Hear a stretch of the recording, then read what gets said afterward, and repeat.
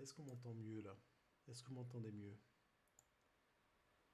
Allô, allô? Il n'y a pas de son du tout? Très bas. Euh,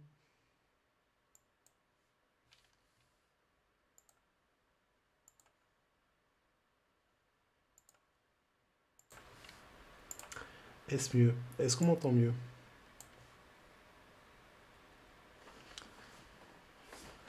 Eh ben bon, là il est en mode boulet kios. Est-ce qu'on m'entend mieux là? Ah, ok. Bon, désolé, j'avais mis un filtre pour justement éviter d'entendre trop de bruit ambiant parce qu'il faut que j'arrive à régler mon micro. Mieux, mais un bruit de fond.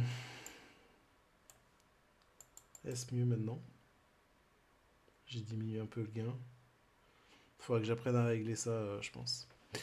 Donc je disais que c'était mon premier live coding ce soir. Je vais essayer d'en faire un peu tard après des streamers que je suis. Euh, L'idée là c'est de coder un petit jeu euh, quoi, pas coder pas un petit jeu, mais coder plus un moteur de jeu pour en fait j'ai un rêve depuis une bonne dizaine d'années, c'est de faire une sorte de CV en ligne mais interactif ou un peu en mode RPG dans un univers un peu cel shading comme Zelda, Wind Waker, mais un truc vraiment très minimaliste, très sans prétention. Et donc j'ai trouvé les ressources et j'essaie de trouver le temps et je me disais que ça pouvait être un bon premier live coding. Donc je vais essayer de vulgariser un peu ce que je fais pour que tout le monde puisse comprendre. Après, ça va être un peu compliqué d'être vraiment parce que ça fait tellement longtemps que je code, donc des trucs pour moi qui me semblent être simples. Mais si vous avez des questions, n'hésitez pas dans le chat, j'essaierai de vous suivre. Euh... Il y a plein de messages. Alors, je vais autoriser ton message idéo, mais ça marche pas. Donc, voilà. Donc, j'ai appelé le projet Life is a Game. On peut l'avoir sur le GitHub. Donc, c'est un projet en fait que je vais faire qui est que du front. En fait, il y a vraiment. Salut Hugo Bosgo. Euh, c'est vraiment, il n'y a pas du tout de base de données derrière, etc. C'est quelque chose qui sera juste dans l'environnement du navigateur. Donc, comme souvent, c'est du Node pour commencer avec. Pour installer. Pour npm init. Pardon. Euh, En fait, ça permet de dire quels sont ce qu'on a besoin, en fait, quelles sont les librairies qu'on a besoin, tout ça. Donc, en fait, là, je lui dis avec un npm init, ça lui permet de dire, bah, décris-moi ton projet, en fait, et ça va créer un fichier qu'on appelle le package.json, dans lequel toutes nos données vont se mettre, en fait. Donc, le projet, je l'ai appelé Life is a Game, ce sera la première version, Little Game Engine in JavaScript. Hop, on va laisser ça pour l'instant, il n'y a pas de commande. Le GitHub, donc ce que je disais en fait, le repo GitHub que vous pourrez regarder, les avancées, etc. Que vous pourrez forker, que vous pourrez faire plein de choses avec. Pas de mots-clés, je m'en fous, auteur. Je vais mettre mon vrai nom. La licence, c'est du MIT, je crois, celle que j'ai choisie par défaut, ouais, MIT. Donc voilà, et donc là, is OK, yes. Ça m'a créé un fichier package.json dans lequel on retrouve exactement ce que je viens de dire. C'est cool, hein? Hop. Alors, moi, la première chose que je fais, je vais enlever le main, j'en ai pas besoin. Les scripts, on va les remplir après. Euh, Souvent, quand on code dans certains, quoi, sur Internet, ce qu'on appelle le front, il y a trois langages. Il y a le CSS, on va commencer par le plus simple. Il y a le HTML qui va définir un peu la structure des pages.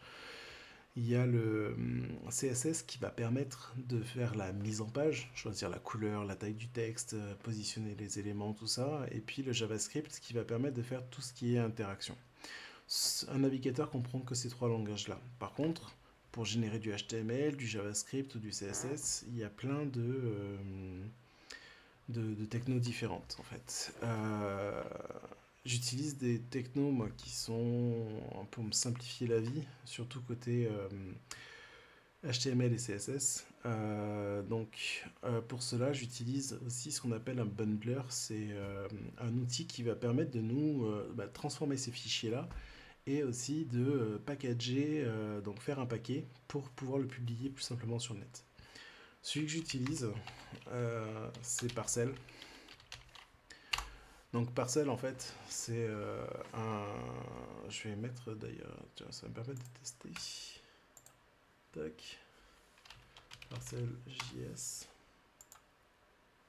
Hop. Si je sors ça. Tac, normalement. Hop, vous le voyez en bas. Et j'ai mis une petite scène pour voir les écrans plus simplement. En fait, c'est un outil qui permet de... avec du HTML, tu peux pas mettre en forme ou mettre la couleur. Alors, en fait, par défaut, le HTML, si je regarde la page de Parcel, par exemple, si je fais un CTRL U, ça, c'est du HTML, en fait. Le HTML, ça va être vraiment la structure de ta page. Tu vas définir tes blocs, etc. Le CSS, en fait, c'est ici, quand tu fais les petits outils, donc c'est F12, pour inspecter une page. Ici, il y a un petit bloc qui s'appelle style qui permet en fait de définir de voir sur l'élément qu'est-ce qu'il y a. Et par exemple, ici, je peux lui dire que finalement, je veux que la taille du texte elle soit beaucoup plus petite. Et je peux le changer en fait. Mais sauf que je change pas la structure ou le contenu, le texte en fait. Je change vraiment juste l'apparence. Le CSS gère juste à l'apparence. Tout ce qui va être le texte, le contenu et un peu la disposition, l'ordre dans lequel tu veux que ça soit dans ta page, ça va être côté HTML. Donc Parcel.js, voilà, en fait, c'est un truc où il n'y a pas besoin de trop configurer et c'est pas mal. J'aime bien. Donc quand j'ai fait mon npm install, oui, pratique pour une personne non-voyante. En fait, justement avec le CSS, c'est là où tu peux avoir tout ce qui est alternative aussi sur quand tu veux imprimer une page, par exemple. Tu peux aussi tout ce qui va être pour pour augmenter la taille. Oui. Et donc justement, tu peux tout régler de ce côté-là. En fait, ça va toucher le CSS en fait. Et donc là, quand j'ai fait un petit -d, en fait, c'est pour lui dire que je veux seulement pour la partie développement, je veux pas que ça soit mis sur la partie en ligne, en fait. Donc il va créer une entrée qui s'appelle un dev dependencies dans lequel il va mettre mes fichiers. Donc là, entre autres, j'ai Parcel. Pardon, en fait, je n'ai pas repassé sur le bon. Donc ce que je disais, c'est que quand je faisais npm install -d, ça met dans le dev dependencies et donc on voit bien Parcel. Donc Parcel, c'est ce qui va me permettre de faire mon bundler. Et j'utilise des petits scripts que je me suis fait, que je vais mettre ici, qui sont ceux qui sont préconisés, sauf que je modifie 2-3 choses. Par exemple, lorsque je vais développer, en fait, j'ai juste besoin d'avoir mon moteur qui tourne derrière pour me faire un premier rendu un peu de ma page pour que je puisse visualiser et que quand je modifie un fichier, ça met à jour automatiquement sur la page pour que justement j'ai pas besoin de faire un F5 ou CTRL R pour rafraîchir est-ce que ma modification est faite. Ensuite, le build, c'est ce que je veux, c'est que en fait, c'est pour publier, je veux que mes fichiers soient le plus léger possible, qu'ils soient le plus optimisés. Et donc, je lui donne des paramètres du style no source map. En fait, les source maps, c'est quand vous codez un fichier dans un autre langage que le langage, comme je disais, CSS. Il y a d'autres langages qui permettent de faire du CSS. Il y a du Less, du Stylus, du Sass, etc. Et en fait, ça te donne un fichier CSS, mais quand tu as une erreur, tu sais pas trop où elle est en fait. C'est donc qu'il crée ce qu'on appelle un source map qui dit pour telle ligne qui est générée, en fait, ça va dans tel fichier avec telle ligne. Ça permet de faire une sorte de lien en fait, de correspondance. Et je dis que je veux que ça soit dans le répertoire Docs. En fait, ça c'est juste par rapport au GitHub Pages. En fait, donc GitHub, c'est ce qu'on appelle des dépôts dans lesquels les développeurs mettent pour avoir les versions, faire différentes pages et que les gens puissent voir aussi le code source. Et ils ont un système d'hébergement qui s'appelle les GitHub Pages. Et en fait, soit tu lui dis comme quoi c'est sur un... Alors, soit il le génère, soit tu peux lui dire c'est sur un répertoire Docs, où dedans il va chercher ces informations. Et donc moi j'utilise souvent ce répertoire Docs pour qu'ils me mettent le rendu, comme ça les gens peuvent y accéder, j'ai pas besoin d'héberger en fait mon rendu. Et donc dans Parcel aussi le public URL .slash, pourquoi? Parce qu'en fait par défaut c'est le slash, donc en fait une URL c'est ce que vous avez en haut du navigateur. Euh, et en fait, quand vous mettez juste slash, ça va directement au niveau du nom de domaine. En fait, ce qu'il faut savoir, c'est que par derrière, ça va correspondre à des dossiers qui sont sur votre serveur, sauf si vous avez ce qu'on appelle des rewrite rules, des règles de réécriture du URL, qui sont pour le référencement. Mais par défaut, en fait, s'il n'y en a pas qui sont précisés, ben, il va chercher, si tu mets slash img, il va chercher s'il y a un dossier img. C'est comme ça que souvent sur Google aussi, vous pouvez trouver des documents parce qu'ils ne sont pas spécialement cachés. Euh, donc voilà, et ça, ces deux commandes-là, c'est ce qui est lancé lorsque je fais un npm run parcel. En fait, il me lance run avec mon fichier de départ. Et pré-parcel, c'est ce qu'il lance avant. Je lui demande qu'il me supprime le cache, le dist et le docs, parce qu'en fait, j'ai pas spécialement envie de. Quoi, j'ai pas besoin de temps de performance quand je développe au départ ou autre. Donc le cache, je m'en fous un peu. Et j'ai eu quelques petits problèmes sur les versions précédentes de Parcel. Je pense qu'ils ont dû les corriger. Il faudrait que je regarde en ne plus l'enlevant pour voilà. Donc, ça, c'était la première chose.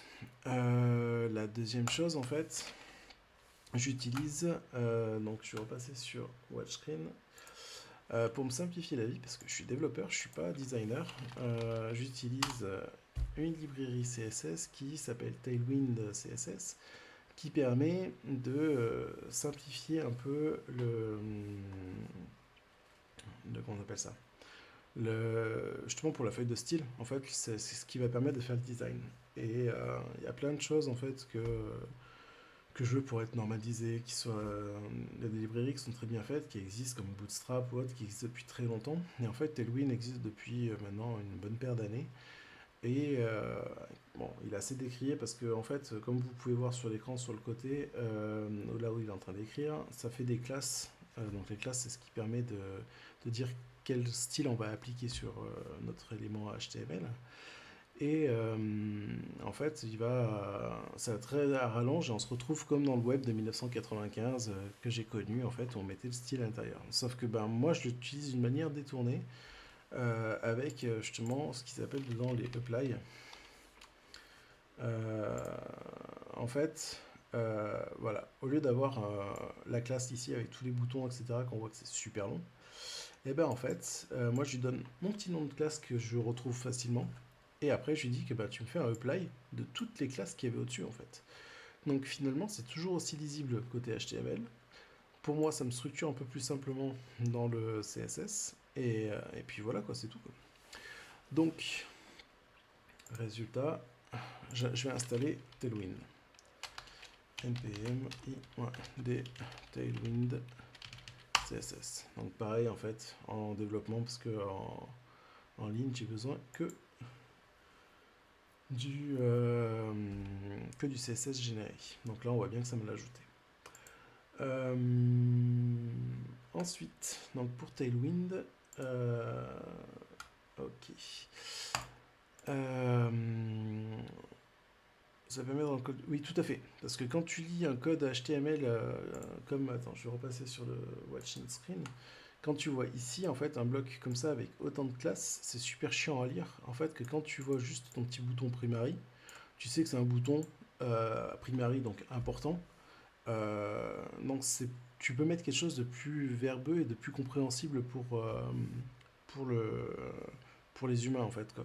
Les développeurs sont humains aussi.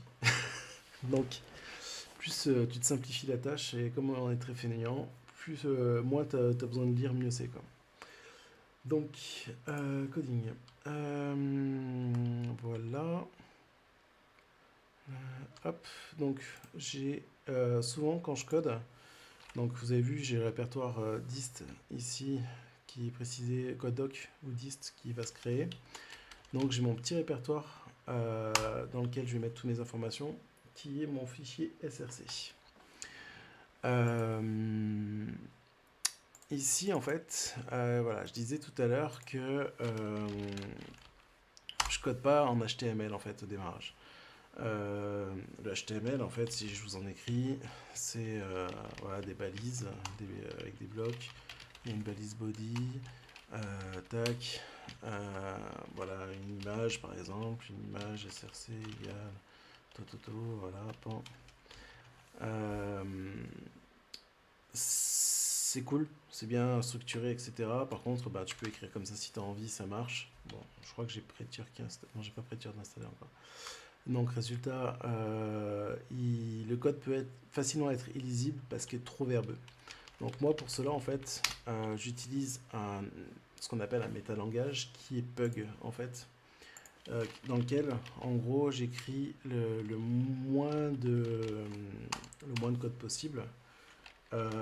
Et c'est lui qui va s'occuper de fermer mes balises automatiquement, en fait. Il y a des choses, par exemple, que ça fait tellement longtemps que j'ai pas que j'ai pas codé directement HTML, que je sais plus si une balise elle est en comment on appelle ça, si elle est auto-fermante ou pas, c'est-à-dire qu'en fait par exemple ce que j'ai montré tout à l'heure, ça c'est une balise, par exemple la balise body c'est celle qui va définir le contenu d'une page HTML. Là ici j'ai créé la balise head qui normalement est comme ça, head. Je la ferme, voilà, avec un petit, j'ai des gros doigts. Donc le fermer avec le /head, ça permet de définir un bloc dans lequel tout ce que je vais mettre là-dedans, c'est du contenu de l'entête qui ne sera pas affiché, mais qui informe un peu sur la page. Par exemple, ici, métage char7 UTF-8, c'est-à-dire que si j'écris des accents, il va les interpréter comme étant des accents. Le viewport avec ça c'est pour ce qui permet de faire le responsive, c'est-à-dire qu'en fait quand vous avez une page qui est visible à la fois sur ordinateur ou sur téléphone, c'est ça qui lui permet de lui dire que c'est du responsive. Et title life is a game, c'est le petit titre que vous voyez dans l'onglet en fait en haut. Donc là, ce que je disais par rapport aux balises, en fait, c'est que celles-là, elles sont fermantes. Il y en a certaines qui sont auto-fermantes, comme par exemple l'image. Je vais écrire ça, parce que j'écris du XHTML. Si j'écrivais en HTML, s'il y a différentes normes, c'est ça. Cependant, ça c'est voilà, comme vous avez pu voir, j'ai pas la coloration qui va bien. Donc c'est pour ça que ça s'écrit comme ça. Et j'ai la flemme de me souvenir de toutes les balises si elles sont ouvertes ou auto-fermantes ou il faut que je les ferme. C'est pour ça que Pug me vient en aide de ce côté-là. Après, il y a d'autres choses qui sont intéressantes dans Pug qu'on ne peut pas faire encore en HTML, qu'on va bientôt pouvoir faire, qui sont le découpage en fichiers. En fait, au lieu d'avoir une seule page, parce que si je vous montre Tailwind, donc je repasse sur la vue d'un écran. Ici, quand j'ai fait mon CTRL-U, ici, j'ai qu'une seule page et c'est très long. Alors qu'on peut avoir différentes parties. On peut avoir des choses qui se répètent. Donc, résultat, Tailwind, en fait, va me permettre de créer des petites fonctions ou de dire des inclusions de fichiers. C'est-à-dire qu'en fait, moi, je veux importer le fichier du menu en haut. Donc je fais juste un include de mon fichier, ça me permet de mieux structurer mon code, ça me permet de mieux retrouver mes petits pour après, et donc c'est pour ça qu'en fait je préfère largement Pug à juste faire du HTML directement. Donc là normalement si je fais life is a game, on va mettre ça dans une balise titre, et que je fais un npm run dev, normalement magie du direct, vous avez vu ça m'a ouvert automatiquement mon onglet, j'ai pas touché. Voilà. Il est en train de m'installer ce que j'ai besoin, donc Pug, comme il connaissait pas, il installe. Et donc ça m'a écrit Life is the game. Et là maintenant, si je fais is not a game, que j'enregistre, automatiquement il m'a mis à jour. Bon, c'est vrai que c'est un peu petit. C'est là où on va commencer à faire du CSS pour que vous voyez. Donc, je fais pas directement du CSS non plus. Je suis un gros flemmard. Je fais du less. En fait, le CSS, c'est comme quand le less, c'est comme du CSS un peu, sauf que ça permet de faire aussi des choses pour mieux structurer son code en fait. Donc justement, pareil, les mêmes choses, inclure des fichiers, même si on peut le faire avec des imports, c'est un peu le même principe là dans less. Mais par contre, c'est surtout en fait définir des blocs dans lesquels on peut mettre d'autres blocs, etc. Euh, donc, concernant le main.less, je vais créer aussi un fichier js main.js. Hop. Donc, tac. Je lui dis que je vais utiliser mon fichier main.js de JavaScript qui est ici.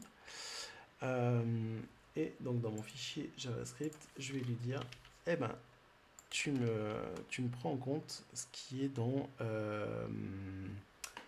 le CSS, s'il te plaît. Tu vois, donc là, il vient de m'installer less et il vient de le prendre en compte. Et normalement, si je dis pas de... si tout marche bien, donc j'ai défini une balise H1 tout à l'heure qui est là pour mon titre, là, comme ici, comme on le retrouve ici, H1. C'est assez lisible ou c'est trop petit le code? Juste pour savoir en fait, savoir si c'est trop petit ou si c'est lisible.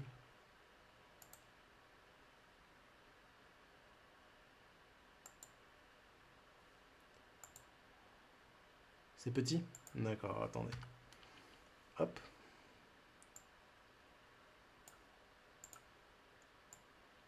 Tac.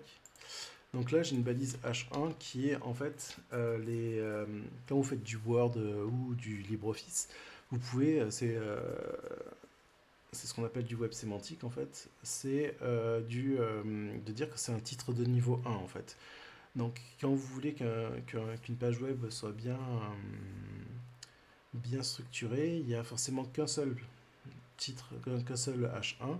En fait, considérez ça aussi comme le même système qu'un livre, en fait. C'est-à-dire que vous avez le titre d'un livre. Après, les H2, ça va être les titres des chapitres. Les H3, c'est les titres des sous-chapitres. Et vous pouvez aller jusqu'à H6.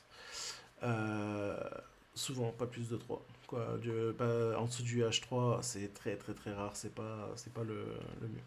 Donc le H1, là, par exemple, ici, je vais lui dire que ben, je veux que tu... Donc je vais utiliser... ah oui, attends. Pour Tailwind, il y a aussi un truc, je vais lui dire que ben, je veux que tu utilises Tailwind, s'il te plaît. Donc, normalement, si je fais ça, c'est bon.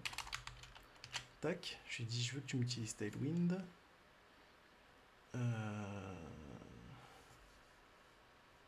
Alors, par contre, pour ça, il va falloir que je crée un fichier et que j'installe un truc pour qu'il utilise Tailwind. Que j'ai oublié de faire. npm i -d post css. Donc en fait, PostCSS, c'est un outil qui en gros, donc comme je code pas directement en CSS et que je veux utiliser un peu des choses que le CSS ne connaît pas, ça typiquement le CSS il connaît pas. Lui, le CSS il fonctionne de cette manière-là, c'est-à-dire qu'en fait vous lui dites ce que vous voulez, soit une balise, soit un identifiant d'un élément, ou sinon soit une classe d'un élément, donc avec un point c'est une classe, avec un dièse c'est un identifiant. Et après vous lui mettez par exemple color white, vous pouvez dire bah voilà je veux que tu me l'écrives le texte en blanc. Donc là avec PostCSS, hop, il faut juste que je lui dise maintenant ça, nouveau fichier, un fichier de configuration, PostCSS rc. Tac. Est-ce que j'ai besoin de faire un truc là-dedans? Ouais. Tac. Et je vais configurer mon fichier parcelle rc Donc parcelle, ce que j'expliquais tout à l'heure, c'était mon bundler là qui me permet de générer tous mes fichiers. Je reviendrai après sur ça, cette partie-là. Ça, il va falloir que je vais l'enlever pour le moment. Et ça, je vais l'enlever pour le moment aussi. On va enlever les compresseurs, ça on y viendra après. Tac, et donc je lui dis que je veux post CSS et je veux que tu me l'optimises super bien aux petits oignons. Donc ça normalement c'est tout bon. Et le fichier tailwind config aussi qui permet de dire que je veux que tu regardes ce qui est dans le fichier .pug pour nettoyer le code. Donc là normalement si je fais un npm run dev, ça va me rouvrir une fenêtre sur le côté, donc je vais pouvoir l'enlever celle-là. Il est en train de la créer. Build failed. Super. Pourquoi? Toujours les effets démo, toujours. Parce qu'en fait, parcel shutdown. Tailwind base. On me fait de temps en temps ce truc. Qu'est-ce que j'ai fait? Alors, attendez, je vais faire juste un truc aussi. Prettier configuration file. Hop, voilà. Ça, c'est je vous dirai après.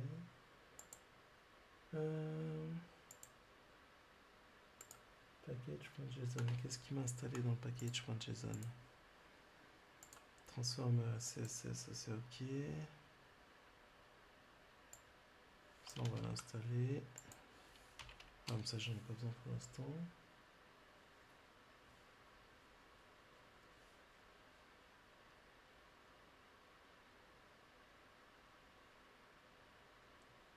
Ah, l'effet démo. npm. Non. rm.parcel.cache.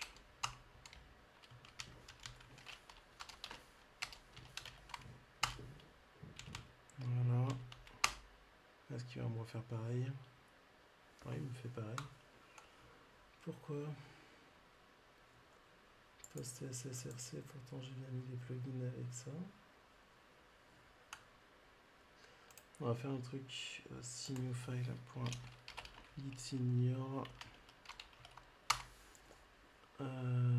Hop.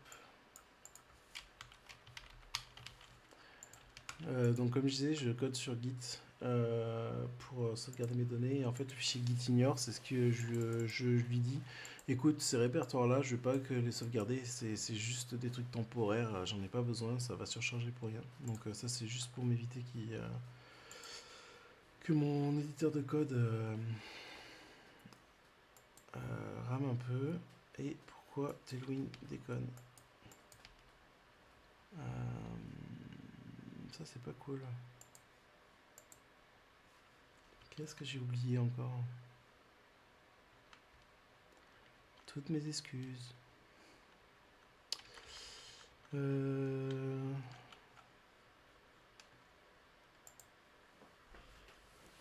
Donc vous avez vu, on a beau faire 20 ans de code, on peut toujours faire des conneries. Package. J'ai bien passé CSS. Alors attendez, est-ce que je suis passé en 8.4.12? Normalement. Je pense pas que ça soit une mise à jour de post CSS qui fait ça. npm i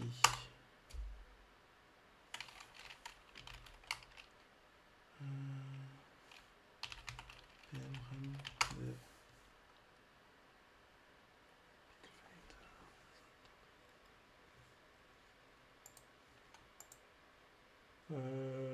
Alors attendez.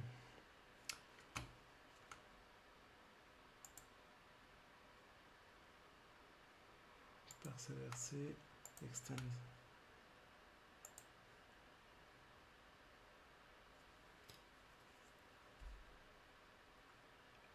Transformer post CSS, ça c'est ok.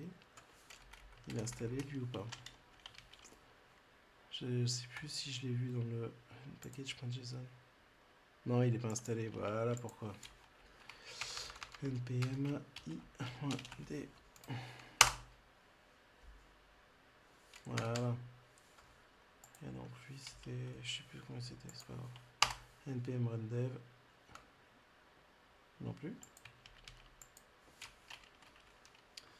rm.r, node module.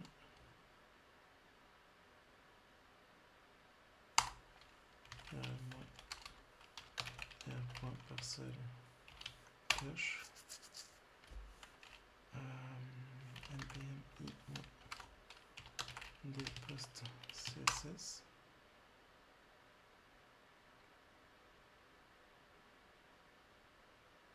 Ok. npm i. Ok.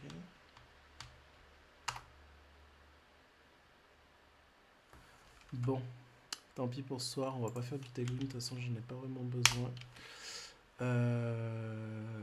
Je verrai ça plus tard. Donc là en fait mon texte on voit qu'il est plus écrit. Si j'écris en rouge, on voit que mon texte est apparu en rouge. Je veux qu'il soit plus gros. Donc je fais un texte un font size par exemple de 96 px. Là normalement vous devrez pouvoir le voir, voilà, déjà rien qu'en affichage vous le voyez bien. Donc vous voyez que bonsoir Asmot, bienvenue. Donc en gros voilà, quand ça permet de faire ça. Par contre ouais, Tailwind ça m'aura arrangé, je regarderai ça plus tard. Donc voilà pour la partie un peu les différences entre CSS et HTML.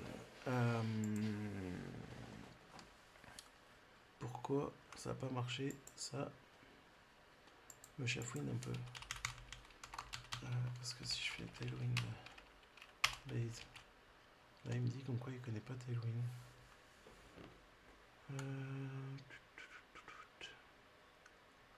Pourquoi? Alors, je regarde avec la conf d'un autre projet que j'avais qui fonctionnait. L'optimizer CSS, s'il n'est pas encore pris en compte, on s'en fout. Transformer less, c'est ok. Parcel, c'est ok. CSS, c'est ok.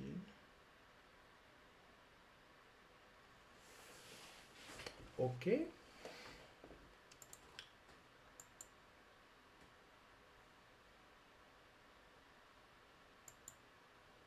Pourquoi?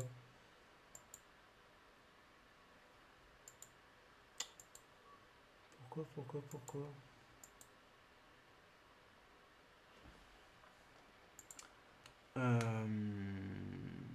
Ok. Bon. Alors on va faire un truc où je triche un peu, normalement. Normalement ça devrait marcher. CSS slash main.css tailwind base. Si je mets ça là-dedans et que je fais un import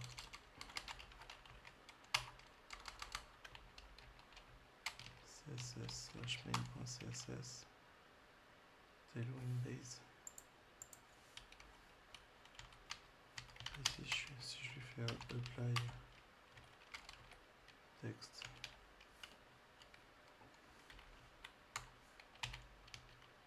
non, apply il connaît pas non plus. Ah, alors est-ce que c'est post CSS qui me saoule?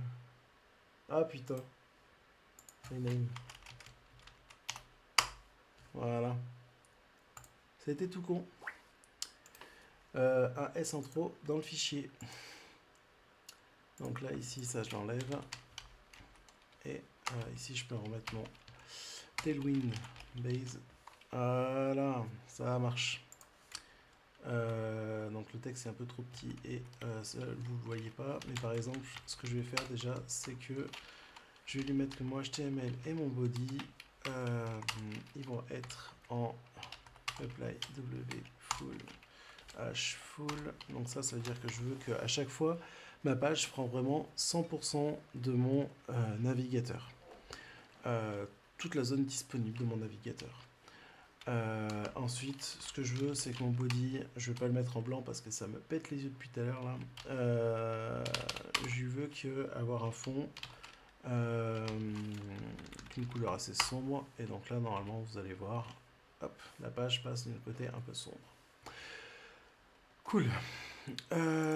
Donc, ça, on s'en fout du titre. Passons maintenant un peu à... donc là, maintenant que j'ai fait un peu les bases de mon projet, voilà, les bases juste des structures,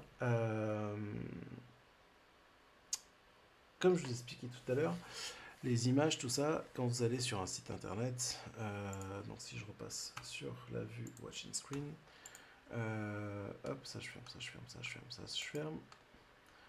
Si je vais sur Google, même sur cette page en fait, lorsque je fais inspecter, l'image en fait, elle est quelque part, si je veux, rejeter. Si je veux l'image de la lune, tiens, la petite lune, en fait on voit que c'est une image, c'est bon, une icône SVG, et puis il y a toute une URL, etc. En fait, pardon. Ce qu'on peut avoir, c'est que en fait, dans Parcel, lui, il crée un petit serveur. En fait, un serveur, c'est que par derrière, quand vous allez lui demander une page HTML ou une image, etc., lui, il va vous dire, ok, bah tiens, la voilà. Parce que tu me demandes tel endroit, je sais que je l'ai ou je sais comment la trouver. Et donc, je vais te la donner. Parcel, lui, en fait, il sait pas faire ça par défaut, c'est un tout petit serveur. Et donc, je vais ajouter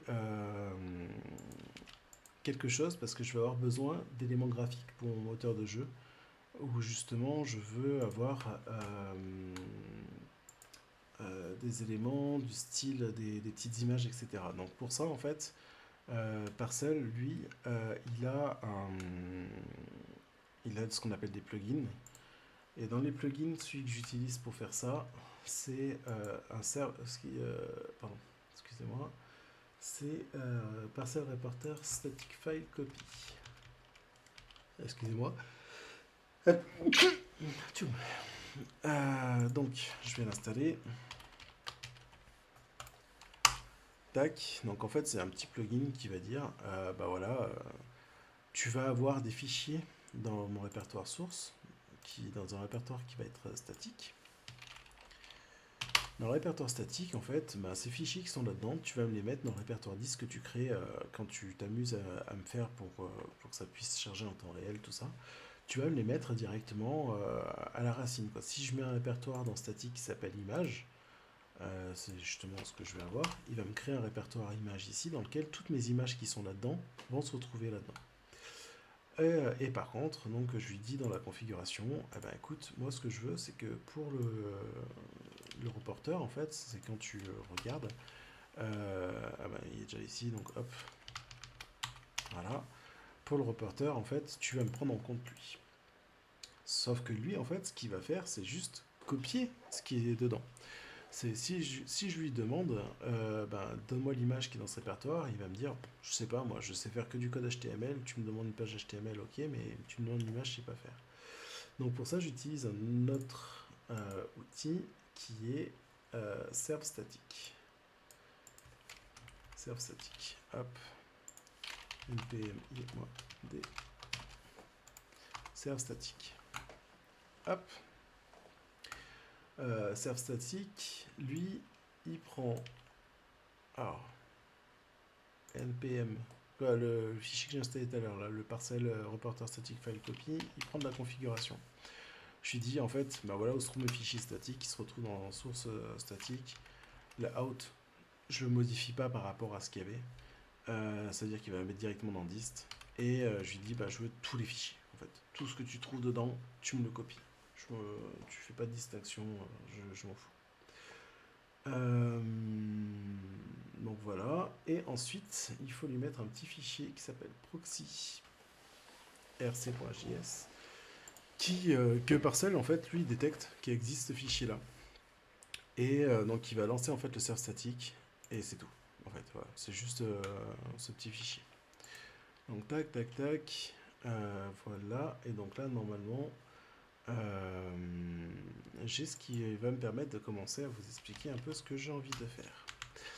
Hop, je relance mon petit moteur. Il me relance une petite fenêtre sur le côté. Voilà, tac. Ça, je ferme, j'en ai plus besoin. Ça, je vais garder pour l'instant. Ça, je vais garder. Ça, je ferme, j'en ai plus besoin. Donc là, déjà, à ce moment-là, je vais enregistrer sur GitHub pour dire que c'est... non, je crée pas de new scope. Feature, none. On va faire des poly stuff. Non, il y a Tada qui existe. Tada! Begin the project. Configuration. Tac. Ça, c'est pour mon historique de développement. Lorsque j'ai envie de revenir en arrière, par exemple, donc il y a les commits. Ici, on peut voir dans les différents commits tout ce que j'ai déjà fait sur le projet. J'ai mon initial commit en fait où juste quand j'ai créé le projet sur GitHub, il me crée des fichiers suivant ce que je lui demande.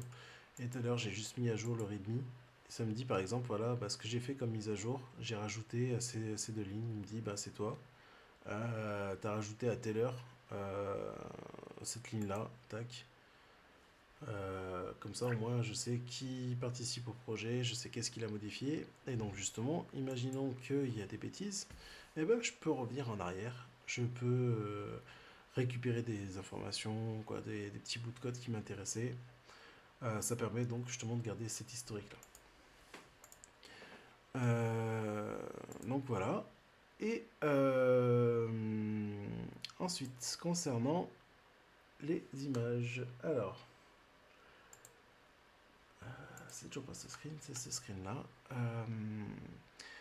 J'ai cherché sur le net des ressources graphiques. Ouais, je vais montrer directement là-dessus en fait, ce sera mieux. Et je suis tombé sur ce designer qui s'appelle Kiné, ou Kini, je sais pas, mon anglais est pas super bon, qui donne des, euh, des éléments graphiques pour justement tout ce qui est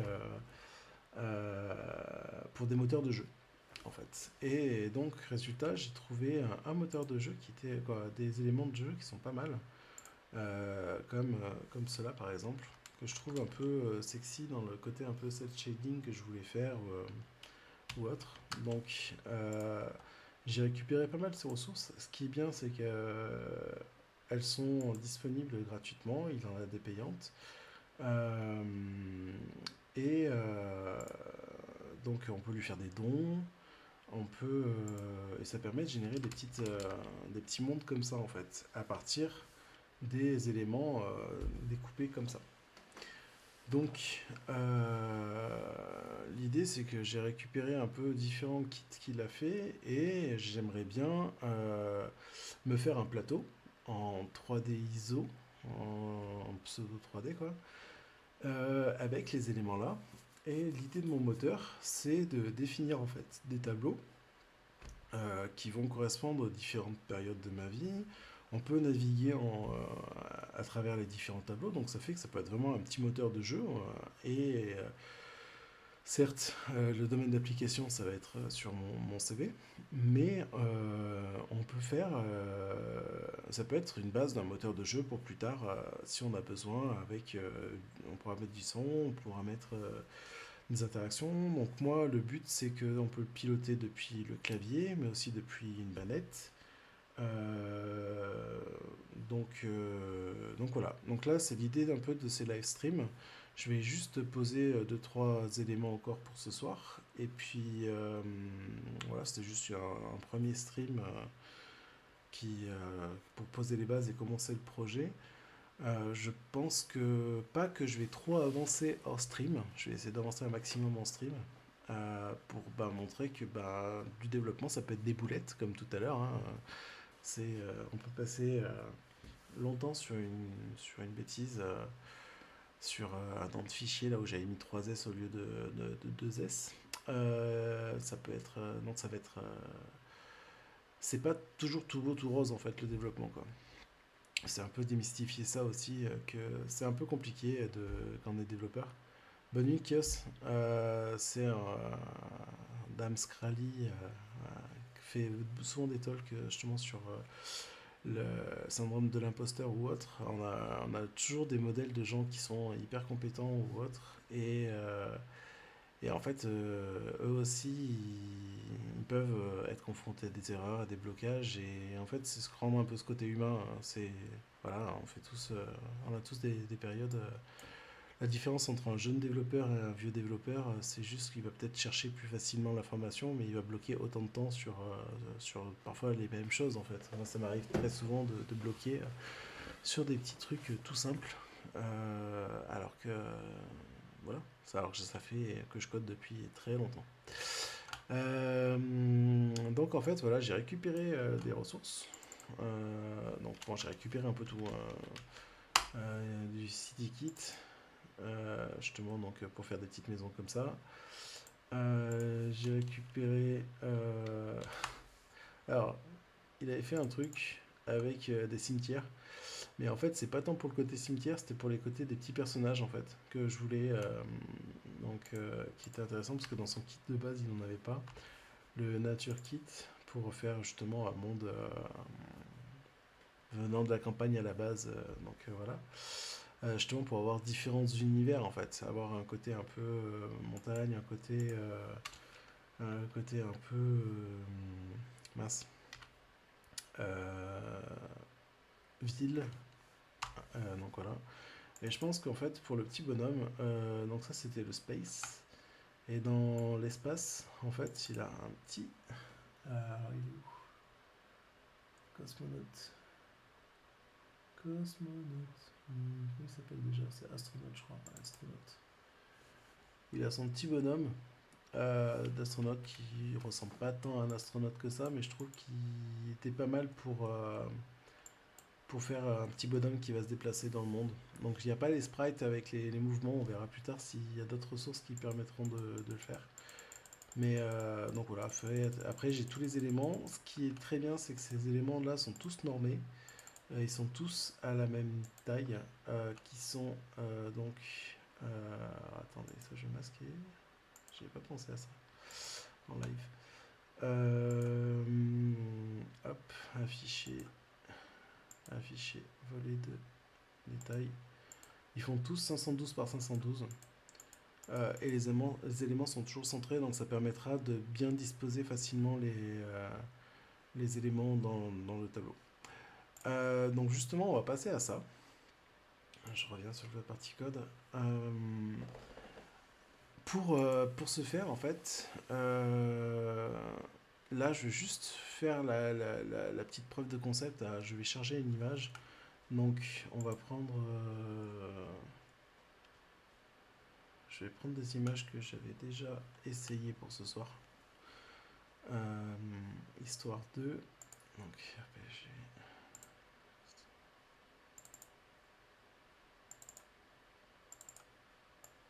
Hop, je vais les mettre dans mon répertoire. Perso. Tac. Je triche un peu. Statique, image. Voilà. Je vais les mettre dans mon répertoire d'images. Donc voilà, j'ai mis 3 images. Normalement, ici, je peux les visualiser. Voilà, j'ai un bloc un peu type herbe et terre, un bloc de type pierre et un petit rocher qu'on mettra sur le bloc comme ça. Donc, pour s'amuser, je vais créer ce qu'on appelle un canvas. Les canvas, c'est en fait alors, je vais mettre juste un wrapper. Je vous expliquerai après pourquoi. C'est pour tricher. Canvas. Et je vais lui donner un petit nom. Board. Background. Euh, donc ça, si je regarde le code source que j'ai généré ici, watch screen, si je fais un CTRL-U et que je fais des plein plus, hop, il m'a créé normalement, voilà, un élément qui s'appelle canvas wrapper et dedans j'ai un canvas dont sinon d'identifiant et board background.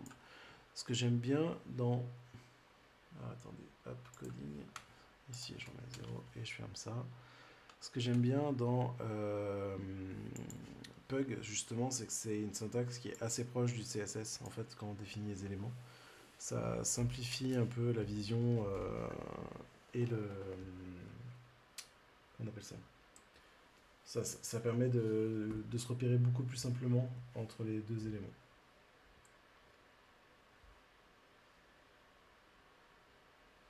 Ok. Donc là voilà, l'idée c'est de juste on va faire d'afficher un élément dans ce canvas. Donc le canvas c'est une zone de dessin.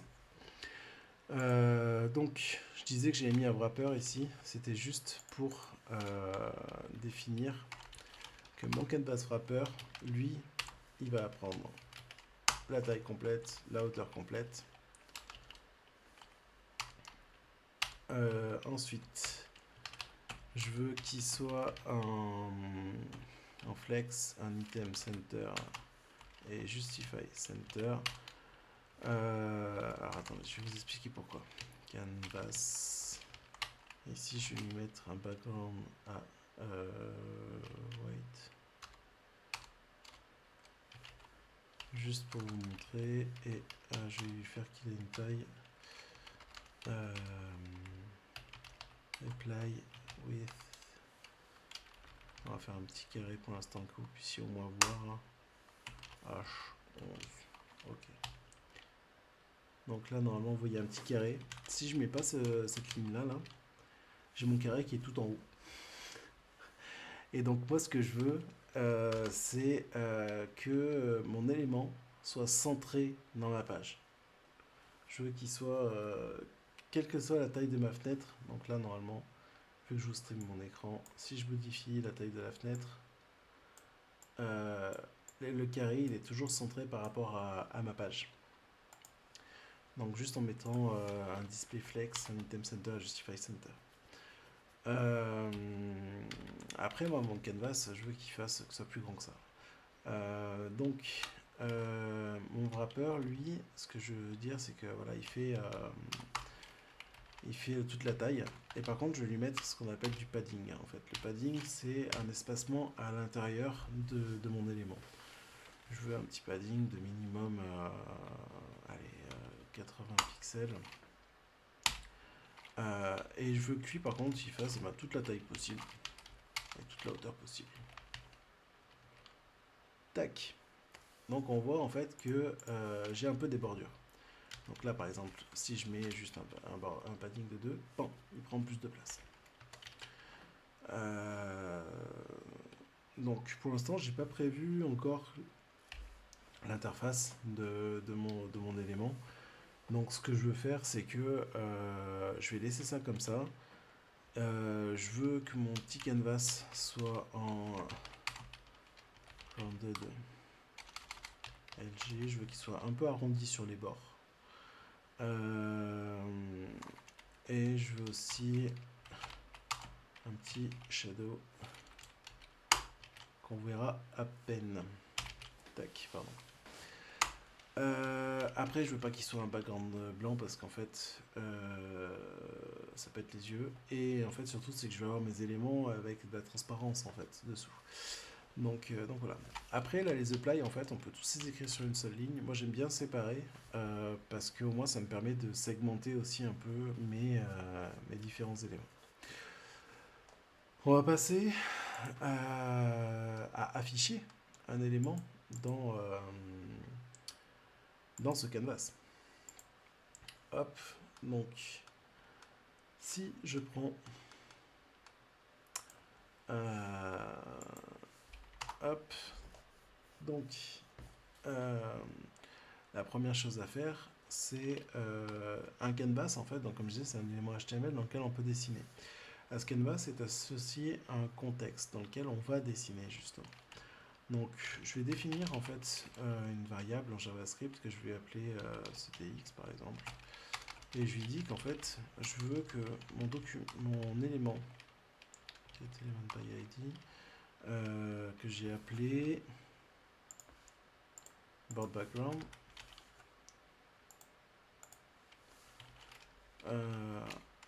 je récupère son contexte.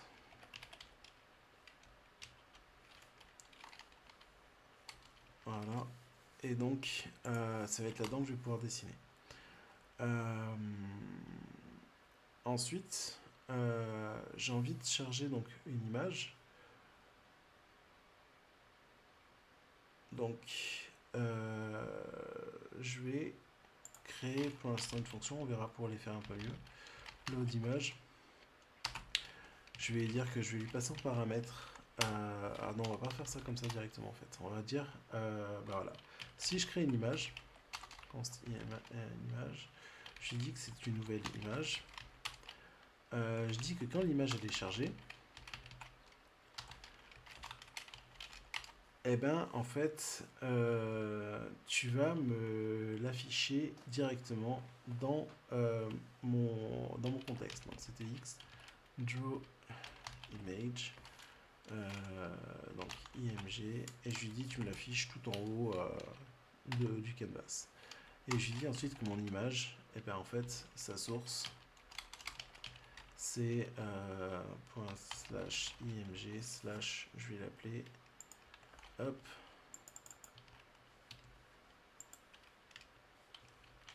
tac tac .png. Donc voilà, donc ça fait que normalement ça aurait dû me l'afficher. Pourquoi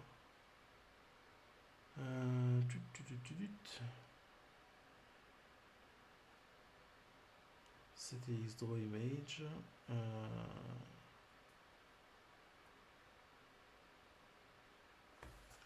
Est-ce que j'ai une erreur? Non, j'ai pas d'erreur. Pourquoi tu me l'as pas affiché? T'es pas gentil avec moi.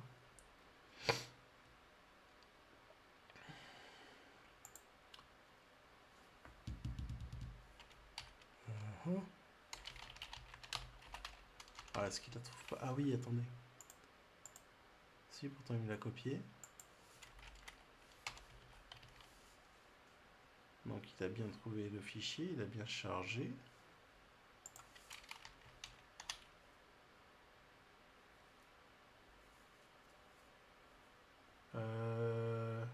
T'es pas gentil là.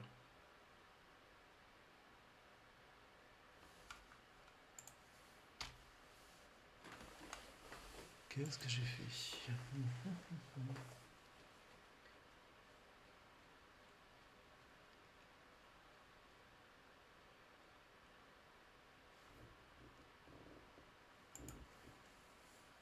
Draw image. Normalement, je dois avoir mon image qui devrait s'afficher. Console.log.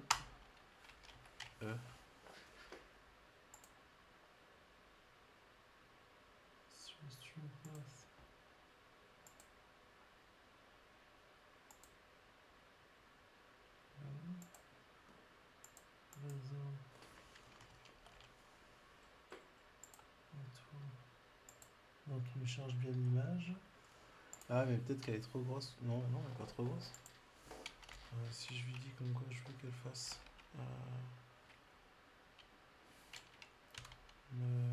32 par 32. Ah si, c'est bon, c'est qu'elle était un peu trop grosse, je pense. Donc, hop, donc là on voit que l'image apparaît bien sur le petit bleu à côté. Après, si je vais charger plein d'images, j'ai pas envie de faire des copier-coller à chaque fois de tout ça en changeant le nom ici. Après, donc l'autre fichier s'appelle Stone. Stone. Tac.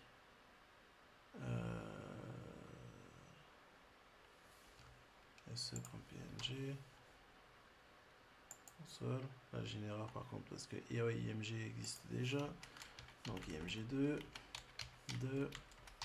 On va enlever le console parce que j'en ai pas besoin. Tac. IMG2. Et je lui dis tu m'affiches l'image 2. Tac.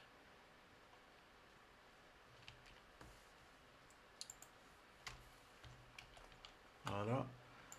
Donc résultat, je vais pas faire ça à chaque fois. Donc je vais créer une fonction qui va s'appeler charge-moi une image. Const. Au début j'avais fait une fonction draw img dans lequel je lui dis bah voilà la source que je veux et ce que tu vas faire c'est ça. Tac. Hop, new image. Tac, tac, tac. Tac. Et donc ici, en gros, j'ai envie de lui passer juste ça. SRC. Et donc ça fait qu'après je peux utiliser draw image. J'ai dit bah tu m'affiches celle-là par exemple. Tac. Pourquoi oui, c'est normal. Tac. Tac, tac, tac, tac. Voilà. Et donc là, ça m'a affiché l'image du petit cube couleur terre. Si je veux lui dire, bah maintenant tu m'affiches aussi une image couleur stone, il m'affiche aussi. Bon là, il m'affiche au même endroit parce que je lui ai pas dit de bouger de place.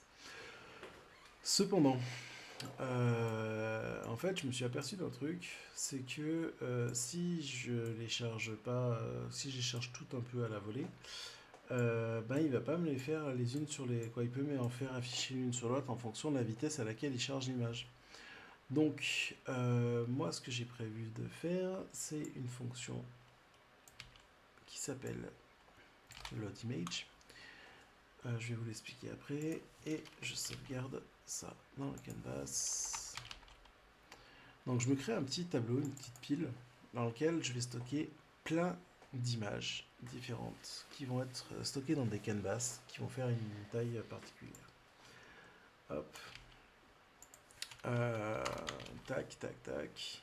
Et ensuite, je vais un peu vite là, mais c'est qui commence à être à taille.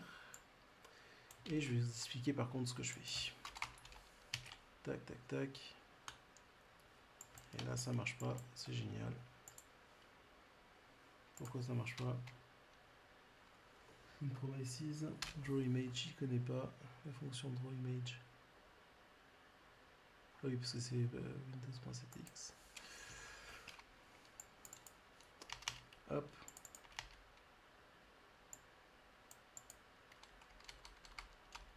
Hop. Hop. Hop. Alors là, qu'est-ce qui ne va pas non plus encore? C'est le live de la loose. Yeah, ça marche pas ce soir. Donc, ce que je fais... attendez, je vais juste essayer de faire ça et ça au cas où que ça marche. Je pense savoir pourquoi ça marche pas en fait. Non, si, ça devrait marcher normalement. Ça aurait dû marcher. Ça aurait dû marcher. Donc, ce que j'ai fait, j'ai une fonction qui charge en fait l'image et on a ce qu'on appelle les promesses. En JavaScript, les promesses, c'est fais une tâche et tant que tu n'as pas résolu la tâche, j'attends. Il n'y a pas de souci, c'est ce qu'on appelle faire du asynchrone. Et donc moi, je lui dis en fait, je veux que tu vas me faire tout, tu vas me charger toutes les images que j'ai dans mon fichier, donc ces trois-là. Tu me les mets toutes là-dedans et dans un tableau de promesses. Et ensuite, ici, le promises.all avec .then, en fait, il va dire, une fois que toutes les promesses qui sont dans ce tableau-là sont réalisées, dans ce cas-là, je peux continuer de travailler. Et donc là, normalement, il aurait dû me dessiner mes différentes images. Mais, pour une raison que j'ignore, il ne veut pas. Qu'est-ce que j'ai fait? Attends, j'ai pas grand chose qui change par rapport à l'autre.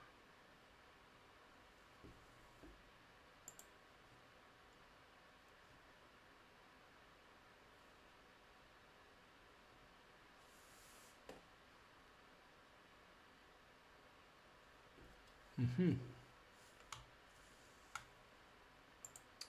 Très bonne question.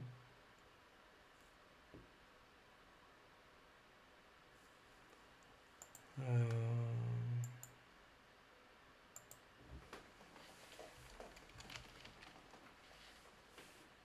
Pourquoi elles sont super grosses ces images? Ah oui, ah oui, oui, oui, oui, oui. Je pense savoir pourquoi. Ah, ah. Est-ce que ça viendrait de ça? Ah, attendez, je teste quelque chose en live. Bébé, const, bébé, bébé. Ouais, alors on va faire ça comme ça en fait. On va enlever du CSS, je pense que ça vient de là. Hop, on va faire ça comme ça, ici. Mon canvas, lui, il n'a pas vraiment de style pour l'instant. Ouais, ça vient de là en fait. C'est juste que comme j'ai donné une taille à mon canvas au départ, ça marchait pas. Je vais lui définir ici la taille que je veux en fait. Bb.width equal.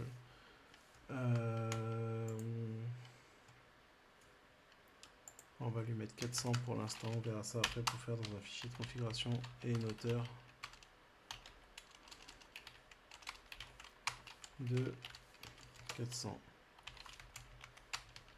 Tac tac, voilà, ça marche, je suis content. Hop, tac, ça marche bien.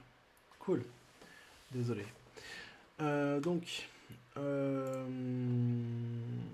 hop, et le ratio je vais laisser à 1 pour l'instant, comme ça fait que vous voyez bien les éléments. Et je vais donc lui dire que je veux quelque chose de plus gros, donc on va lui mettre de 800 par 800. Hop là. Donc, si je reprends, je me suis créé ici un truc qui s'appelle ratio qui va me permettre de définir, parce que les images que vous avez vues, 512 par 512, c'est très grand, on va pas pouvoir mettre beaucoup de blocs. Donc moi, ce que je veux, c'est par exemple ici, je veux que mes blocs soient tout petits, je pourrais en mettre plein.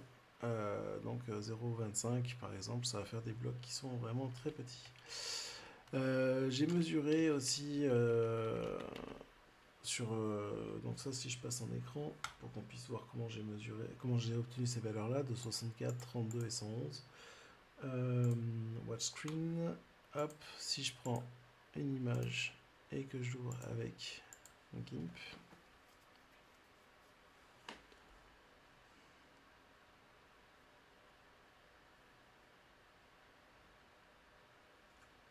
Si GIMP veut s'ouvrir.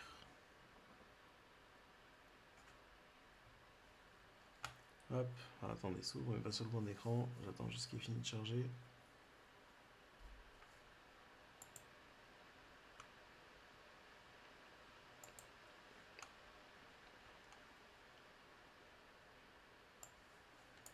Tac. Donc ici j'ai mon élément. Donc vous voyez que la partie à damier c'est la partie transparente en fait. Et j'ai voulu mesurer en fait de là à là quelle taille ça faisait. De là à là, pour éviter la transparence, ça fait une taille de 64 pixels. Donc en gros c'est pour ça que j'avais, lorsque je vais me déplacer d'une colonne à une autre, ça va être 64. Je regardais aussi le décalage en Y. Alors attendez, le décalage en Y, c'était de ça à ça, il me semble. Ouais. De ça à ça, ça me permettait de, si je veux déposer un élément là-dessus, il était donc de 32. En gros, quand je vais déplacer une nouvelle image, en fait, juste en dessous, je vais la mettre juste de 32 pixels en dessous, en fait, pour qu'elle soit vraiment, pour qu'elle continue, en fait, pour que le point qui est ici arrive ici sur l'autre. Et ensuite, quand je veux vraiment passer d'une ligne à l'autre, eh ben en fait, c'est de là à là.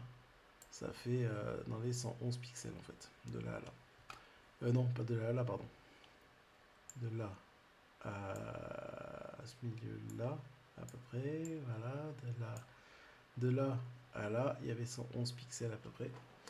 Donc c'est pour ça qu'en fait, si je reviens dans mon code, ici j'ai mes 64, 32 et 111 en fait. Donc les steps X, ça va...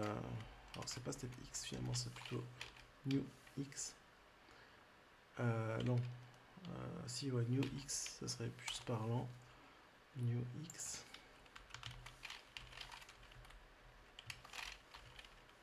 Voilà.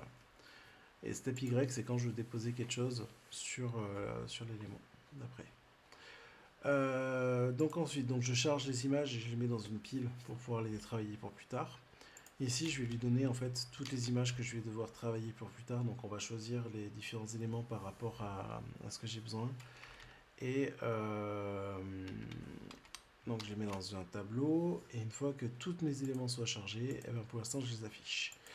Donc pour ce soir, on va terminer. L'étape de la prochaine fois, ça sera de... en fait, ça j'ai pas envie d'écrire toutes les lignes.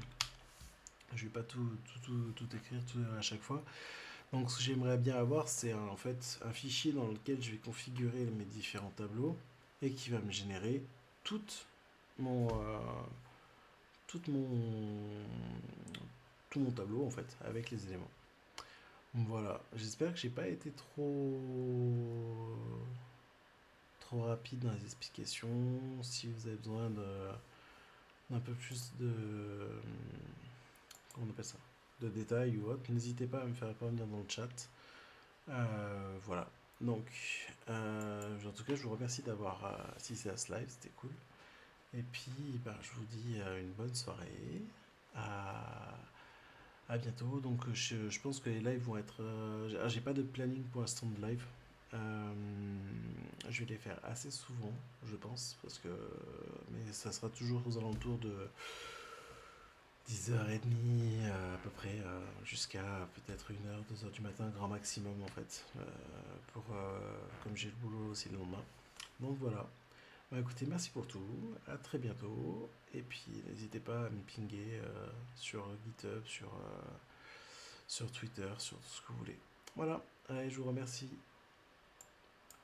Hop, passez une très bonne soirée, une très bonne nuit, et puis à bientôt.